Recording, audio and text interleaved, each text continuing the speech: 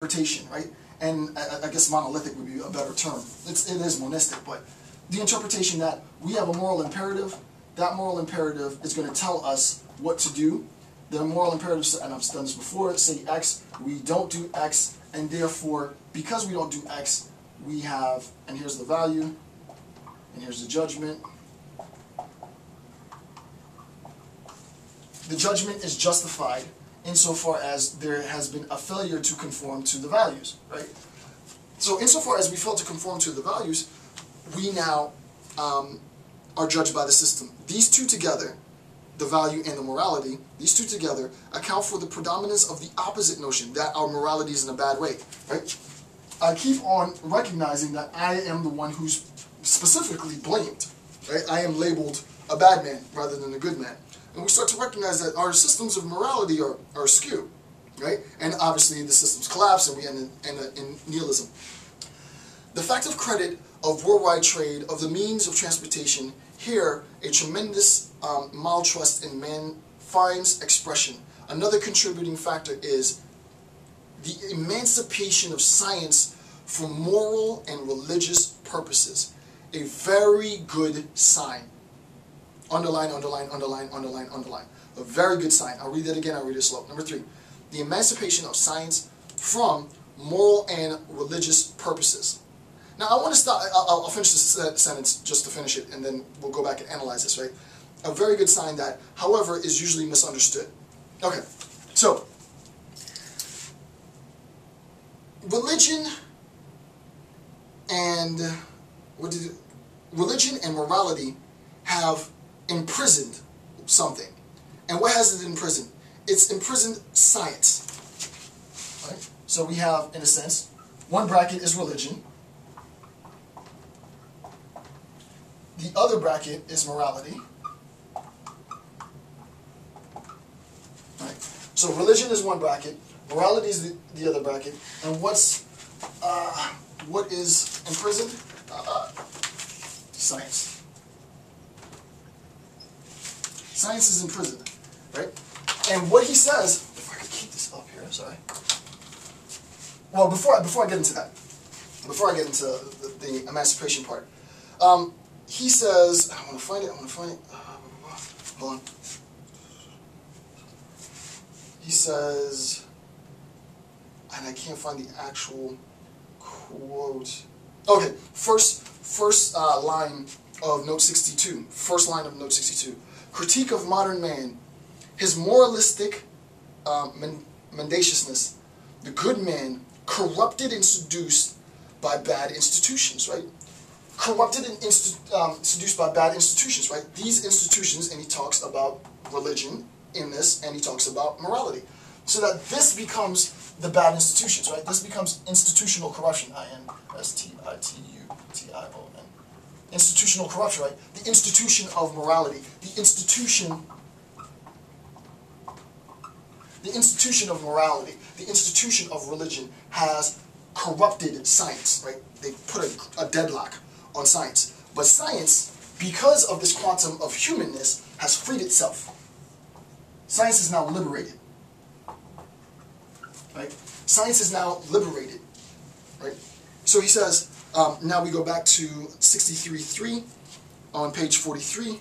The emancipation of science from moral and religious purposes, a very good sign that, however, is usually misunderstood. Now the question is, well, what is the misunderstanding of the emancipation of science? I want to read one quote right under this, and then I'll tie in the discussion. Generality is attained because, this is right under the paragraph, generality is attained because we have become so sensitive concerning small states of distress. We have become so, this is a quote from Nietzsche, we have become so sensitive concerning small states of distress that we unjustly ignore what has been attained. Right? We are occupying ourselves with such infinitesimally small states of discomfort, obviously from the irritation, the grand source of the irritation is a moral system, that we fail to recognize all that can be achieved within scientific discourse, right?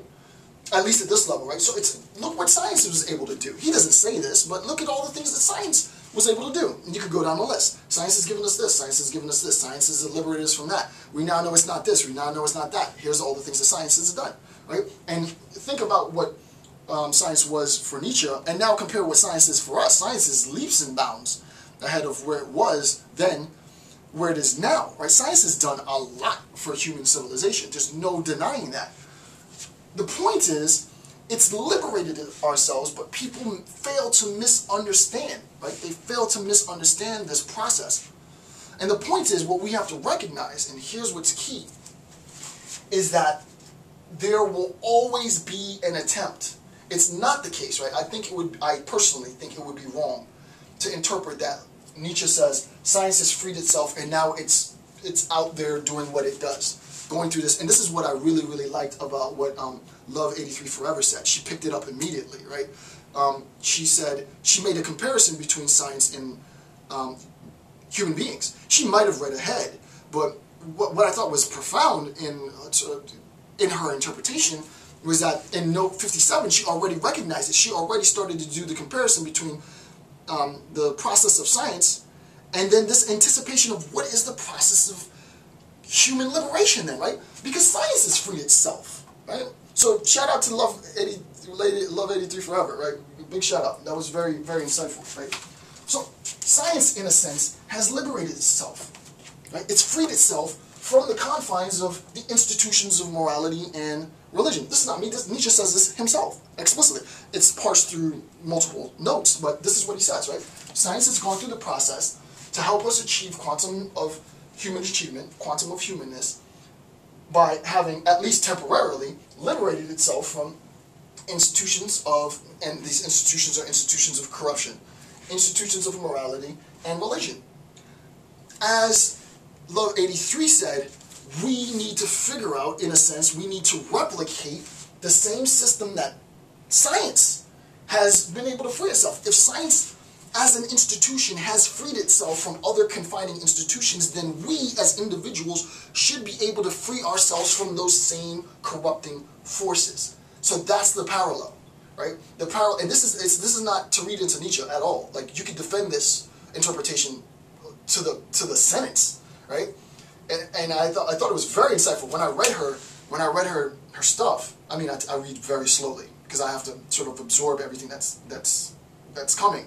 I was like, wow, that was pretty damn insightful, you know. So again, both Secular Numinous and Love 83 Forever, you know, I was more than happy. So hopefully you get the point, right?